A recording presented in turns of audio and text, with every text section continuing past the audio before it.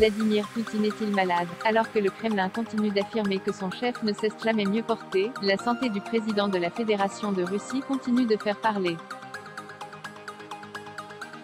Ce mercredi 3 mai, le Russe Boris Karpichkov, ex-espion du KGB, a pris la parole dans les colonnes de The Sun Online, affirmant que Vladimir Poutine souffrirait de démence, un trouble neurocognitif affectant notamment sa perception de la réalité. Il est, ou en tout cas agit, comme s'il était fou et obsédé par des idées délirantes.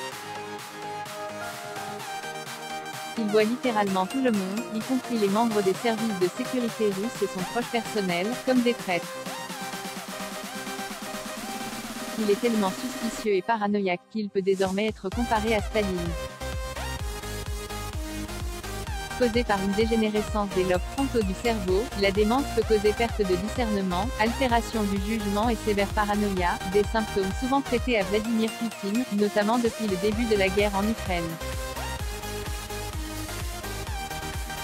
Pour Karpichkov, qui vit désormais au Royaume-Uni, le déclin de la santé mentale du président russe ne fait aucun doute.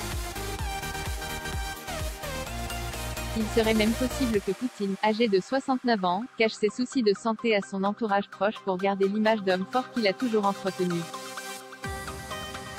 Les premiers signes de la maladie de Parkinson ou d'une tumeur cérébrale de plus, toujours selon Boris Karpichkov, le chef du Kremlin serait très vraisemblablement atteint d'une pathologie affectant ses capacités physiques.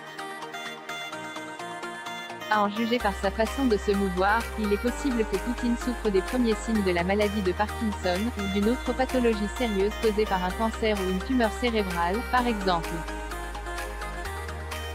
La rumeur selon laquelle Poutine serait atteint de la maladie de Parkinson a pris de l'ampleur en avril dernier lorsque lors d'une rencontre avec Alexander Loukachenko, le président russe est apparu déséquilibré et tremblotant, visiblement pris de spasmes incontrôlables à la main.